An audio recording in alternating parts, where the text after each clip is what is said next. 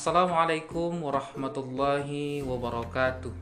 Saya Zikri Akbar SOSI, peserta pelatihan dasar CPNS Kementerian Agama, wilayah Provinsi Sumatera Utara, golongan 3, angkatan 4, kelompok 3, yang diselenggarakan oleh Balai Diklat Keagamaan Kota Medan. Kali ini saya akan membuat mind mapping terkait dengan materi akuntabilitas yang terdapat di dalam agenda 2, yaitu nilai-nilai dasar pegawai negeri sipil. Baik, materi ini saya tujukan dalam rangka memenuhi tugas yang diampu oleh Bapak Haji Rahman Syahri Tonga, SE AK MAP.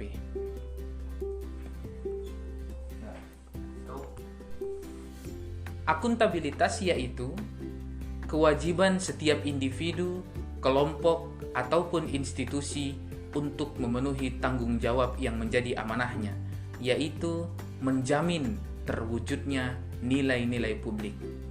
Nilai-nilai publik terbagi menjadi 4. Yang pertama adalah mampu mengambil peran pilihan yang tepat dan benar jika terjadi konflik kepentingan antara kepentingan publik dengan kepentingan sektor, kelompok, ataupun pribadi.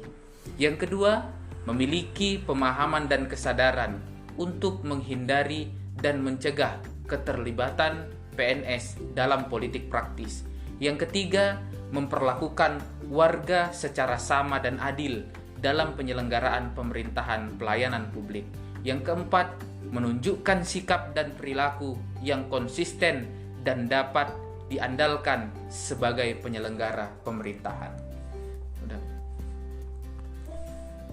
Tingkatan akuntabilitas dimulai pada akuntabilitas personal, yaitu nilai-nilai yang ada pada diri seseorang seperti kejujuran, integritas, moral, dan etika. Lalu yang kedua adalah akuntabilitas individu, yaitu hubungan antara individu dan lingkungan kerjanya, yaitu antara PNS dengan instansinya sebagai pemberi kewenangan. Yang ketiga adalah akuntabilitas kelompok, yaitu kinerja sebuah institusi biasanya dilakukan atas kerjasama kelompok. Yang keempat adalah akuntabilitas organisasi, yaitu hasil pelaporan kinerja yang telah dicapai.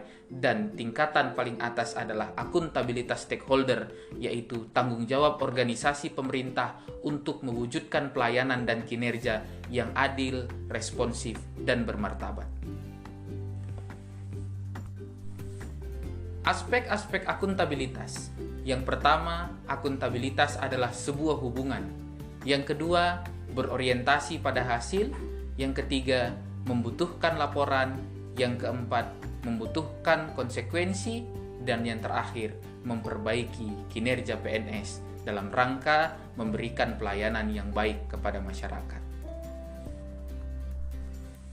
Ada 5 langkah dalam framework akuntabilitas. Yang pertama, tentukan tujuan dan tanggung jawab. Yang kedua, rencanakan apa yang akan dilakukan untuk mencapai tujuan. Yang ketiga, lakukan implementasi, monitoring kemajuan. Yang keempat, berikan laporan secara lengkap. Dan yang kelima, berikan evaluasi dan masukan untuk perbaikan. Oke. Yang terakhir, PNS yang akuntabel adalah PNS yang mampu mengambil pilihan yang tepat ketika terjadi konflik kepentingan, tidak terlibat dalam politik praktis, melayani warga secara adil dan konsisten dalam menjalankan tugas dan fungsinya. Demikian yang dapat saya sampaikan, semoga bermanfaat. Terima kasih. Indonesia tangguh, Indonesia tumbuh. Wassalamualaikum warahmatullahi wabarakatuh.